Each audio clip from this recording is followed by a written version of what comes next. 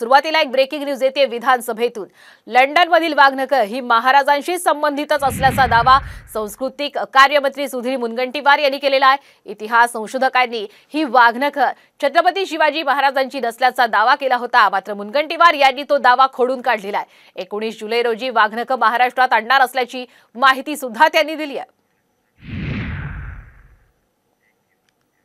सातारच्या देवघरामधली ही जी काय वाघनखं होती छत्रपतींच्याकडची, ती अनेक लोकांनी बघितलेली आहेत। माझ्याकडे शेवटचा पुरावा जो आहे लिखित स्वरूपातला तो 1944चा आहे। The imperial guide to India नावाचं एक पुस्तक आहे। त्या पुस्तकामध्ये त्या लेखकांनी 1943ला साताऱ्यामध्ये भेट दिली आणि त्या भेटीमध्ये त्यांनी तिथं शिवाजी महाराजांनी अफजल खानला मारताना वापरलीत ती अस्सल वाघनखं त्यांनी बघितल्याची नोंद करून ठेवली। मला एका गोष्टीचा निश्चितपणे आनंद आहे की हजारो इतिहासकार आहे, जे संशोधक आहे, त्यापैकी फक्त एका संशोधकांनी याबद्दल प्रश्न उपस्थित केले आणि मला याचा आनंदही आहे की या संवेदनशील विषयामध्ये विरोधी पक्षाच्या 99% नेत्यांनी काहीही प्रतिक्रिया न देता समजून घेण्याचा प्रयत्न केला। मी विरोधी पक्षाचंही आणि तमाम शिवभक्तांचं निश्चितपणे अभिनंदन करेन।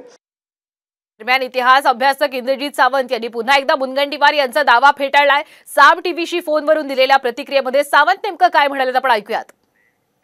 मुनगंटीवारांनी म्हटल्यानंतर इतिहास होत नसतो। इतिहास हा कागदपत्राच्या आधारावर, पुराव्याच्या आधारावर मांडावा लागतो। त्या संग्रहालयामध्ये असणाऱ्या 6 वाघनखापैकी 1971ला नेलेली वाघनखं हे सरकार आणतंय आणि हे ती वाघनखं शिवाजी महाराजांची नाहीत असं ज्यांच्याकडे ती वाघनखं आहेत त्यांनी स्पष्टपणे म्हटलेलं आहे। मग मुनगंटीवार कशाच्या आधारावर ती वाघनखं शिवाजी महाराजांची आहे ते असं म्हणतात, हा पहिला प्रश्न आहे। दुसरा प्रश्न, त्यांच्याकडे जर पुरावे असेल तर ते तुम्ही मांडा ना लोकांच्या समोर। मुनगंटीवार म्हणतोय म्हणून इतिहास होणार आहे का? मुनगंटीवार म्हणतात म्हणून इतिहास नाही होत। मुनगंटीवारांनी मागच्या वेळेला सुद्धा शिवाजी महाराजांचा राज्याभिषेक 1 वर्ष अगोदर केलाय।